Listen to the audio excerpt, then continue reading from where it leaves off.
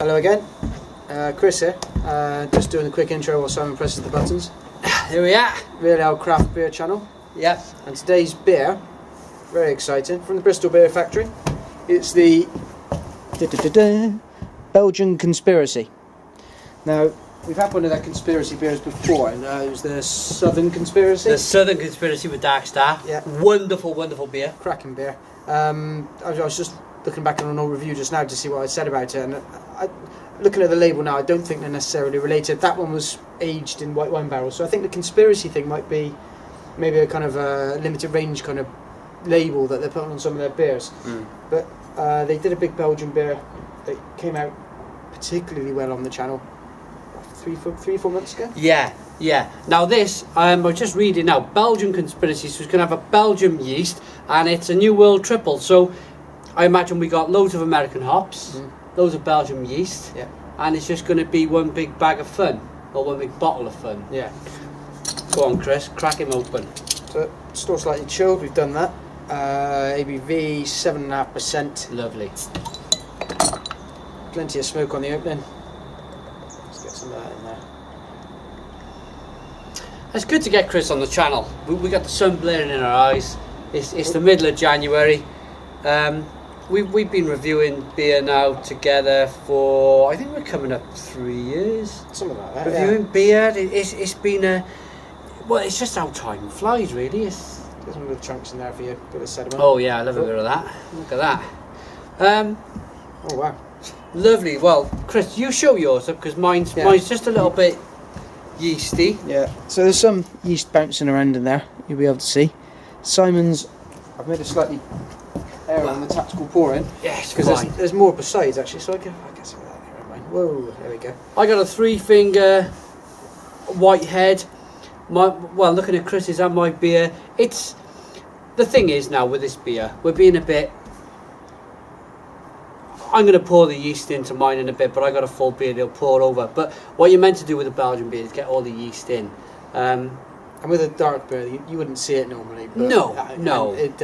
It's the physical, being able to see it sometimes can be a little bit off-putting. You can see it there. It's just suspended there in the glass. It looks lovely, lovely.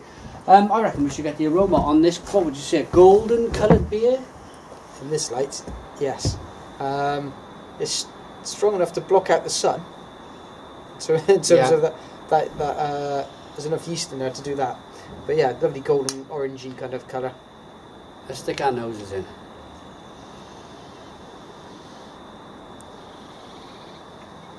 Spicy, orangey, peppery. Peppery, is it? Yeah. Lovely. And fruity. Yeah, very fruity. Very fruity, orangey, like orange flesh. Lychee as well. Yeah. And it just smells great. It doesn't, and I mean this with the greatest of respect, it doesn't smell like a 7.5% beer. Sometimes you can smell alcohol coming off. You can smell the alcohol, yeah.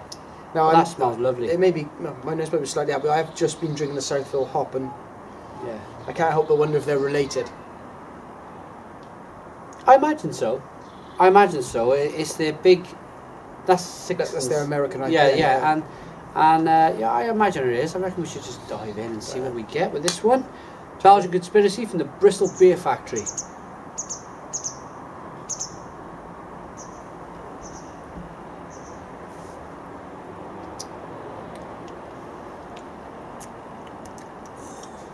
Blimey. That's cleansed my palate. Oh wow. Ooh. Oh, and it's still pulling. Yeah. Huge peppery kind of. That's fantastic.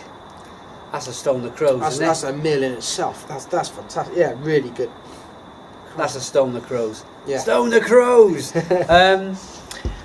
This beer is magnificent with the level of hops in, the amount of bitterness and flavour that's coming out of the beer. And it is like a fruit salad. Yeah. I think it's going to take a couple of minutes to dismantle all the flavours that are in this beer. There's a lot going on. So you say like a mixed fruit bowl, I'm picking up like a spicy white pepper bitterness as well in there. Yeah, and there's something of the kind of white wine hit again.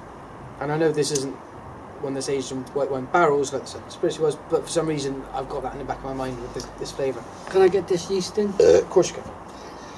This is a bit of a... Wow, look at that. That looks absolutely fantastic. It's even darker now. I've got to get back up to the camera. It's even more kind of murky, if you like. But it's lovely carbonation.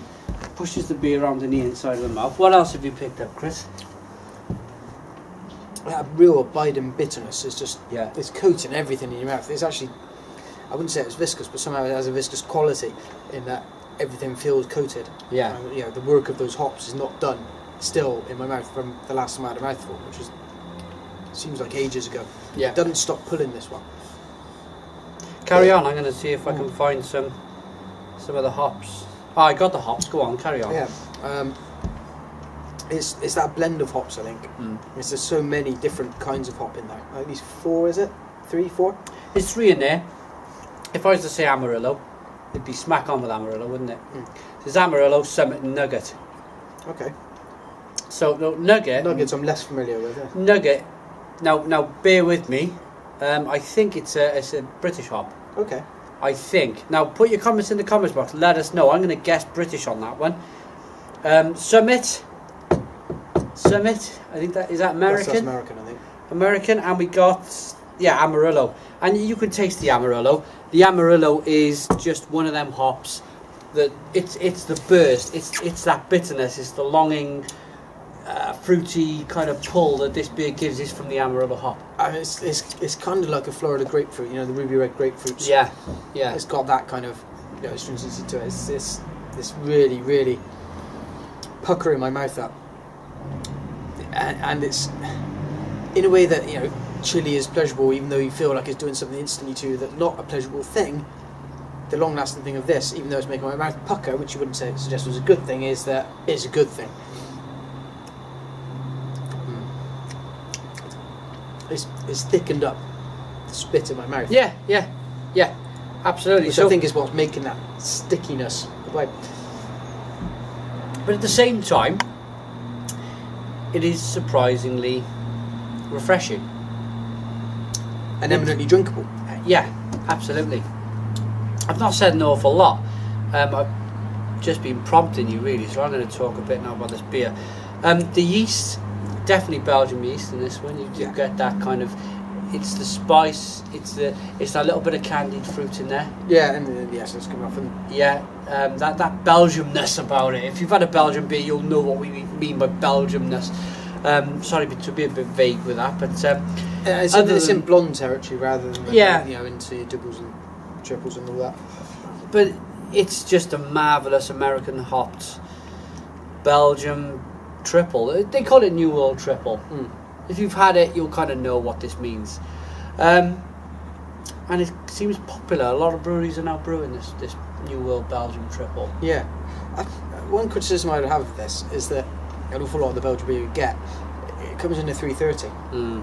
And there's a reason for that. It's because I don't think this is designed really for serving in a pint.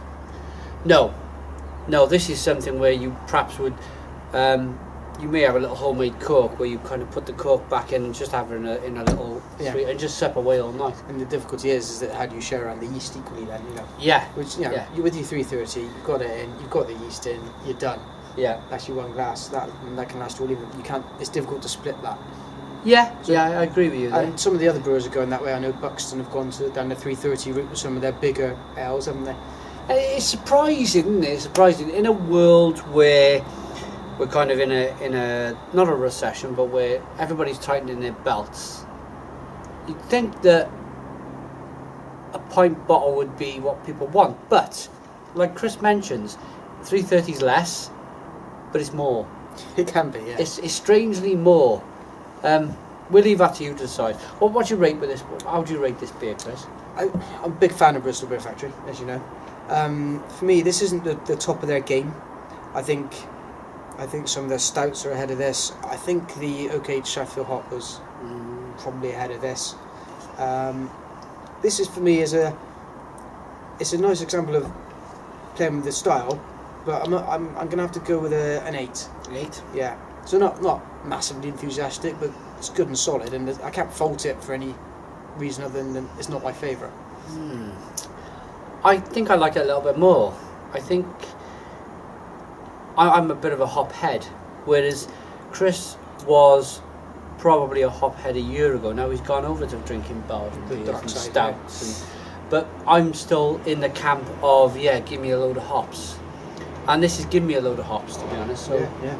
I like this. I'm going to give it a 9 out of 10. It's Belgian Conspiracy by the Bristol Beer Factory. Check it out. Please check out Real Eddie 140. He's on Facebook, Twitter, YouTube, and all the other social networks. And cheers.